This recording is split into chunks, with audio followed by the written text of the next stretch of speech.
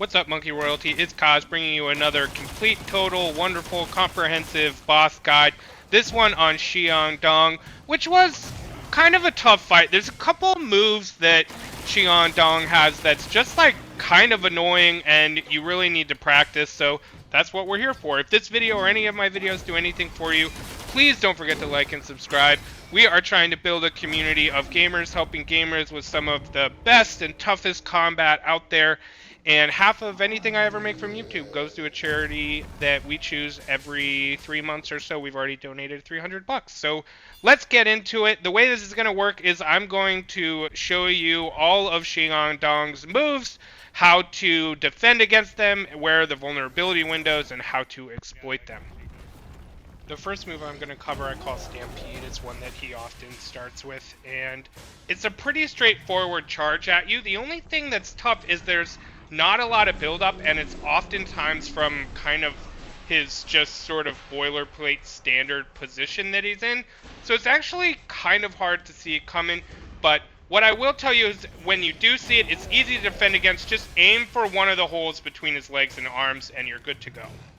The next move I call two birds with one stone because it looks like our friend Shingandang here tries to fly and fails epically.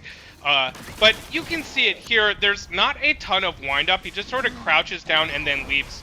But the good news is he's in the air for a long time, or what feels like a long time, and that there's a really nice window to perfect dodge when Shingandang lands. So I'm going to slow it down for you just so you can kind of see there's not much build-up, but he hangs out in the air for a little while, and then you perfect dodge, and then you just go right into your attack, right in around his hindquarters, and you can get a lot of damage. And there's a nice window there.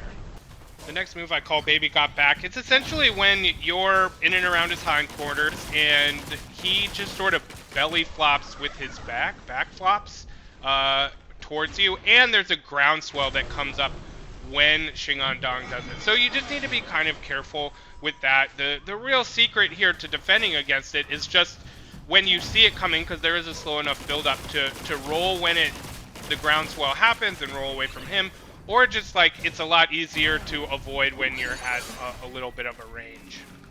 The next move is Swiping Stone. Essentially, it's the obligatory attack pretty much every boss has, where you're doing a lot of close range damage, maybe getting a little greedy, and the AI kicks in and it's like, I'm going to shoo you away. So my new monkeys just got punched in the face. But you can see it again here. It's just this, like, I'm doing a lot of close range damage, and then Shingandang's going to try and shoo me away. You can see it in slow-mo here. It seems like they sort of like do swipe left, swipe right, doesn't really matter. So just know you can't be too greedy, and if you are trying to be greedy, just know that this is coming. The next move is rock, paper, scissor, pretty much because it just has 3 components: a stomp, a slam, and then the slam kicks out a wave. So the way to defend against this is to just be able to pick up on that stomp going up, and then just kind of get out of the way.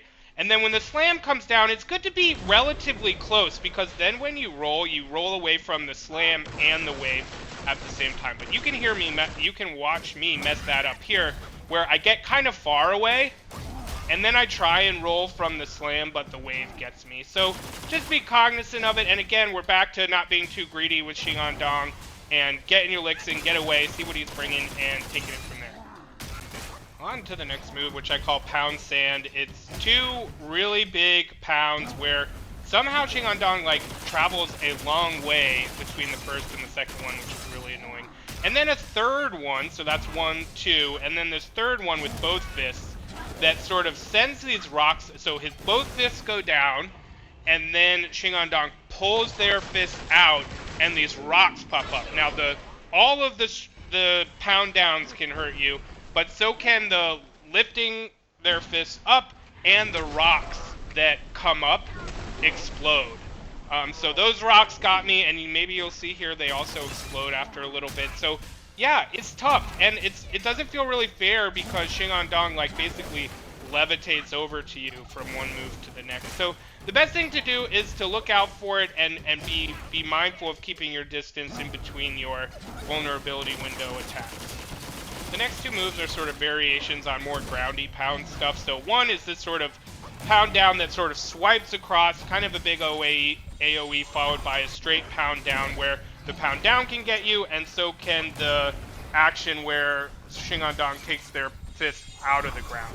The other one is just a straight up one fist, 1 pound down, and then drives their fist a little deeper, and that sends a bit of a shockwave. So look out for them, and once you see them, they're pretty easy to defend, and there are little vulnerability windows after them. The last move we're going to go over I call Fire Hydrant because Shingandang indicates it by lifting his leg, basically. It's definitely the hardest move that he has, but once you figure it out, it's really not too bad. So let's break it down step by step. He's going to raise his leg here. That indicates to you, make some distance, and a shockwave is going to come out. But then he sort of heats up the ground, and the timing of jumping is a little tough. So I'm going to slow this way down. Oh, and he always follows it up with the sort of back flop move. Alright, so lifts leg up. That tells you, make way, get back. Pound down, here comes one shockwave, and now he's going to heat the ground up. And after about a count of 1 second, you're going to jump, and then linger as much in your jump as you can, and then you're going to press triangle, and that will do a sort of double jump of sorts that will keep you in the air just long enough to be able to then not just get an attack, but totally miss that sort of fire ground attack that he has, and then look out for that back flop, and you're good to go. I wanted to give a little bit of an offensive tip as well, which is pretty much my entire approach to him and Stone Vanguard, to be honest, which is wait for his move, avoid it, and then do your spinning staff, mobile spinning staff, and that will build focus quickly. Be in pillar stance, so when you use your focus enhanced attack, you can do it from a long range, and that's kind of it. Rinse and repeat. It has worked really well for me with big bosses, and because I've invested a lot in the spinning attack building focus, it just makes sense for my build a lot too, but I still just think it's really good because these focus enhanced attacks, when you have 3 bars, they do a big chunk of damage. Not to mention, for these 2 stone bosses, like, doing the spinning attack does a lot of damage as well. So I really hope this helps. If it does, or this does anything for you, don't forget to like and subscribe. I really appreciate it. Peace out, take care of each other, and I'll see you next time.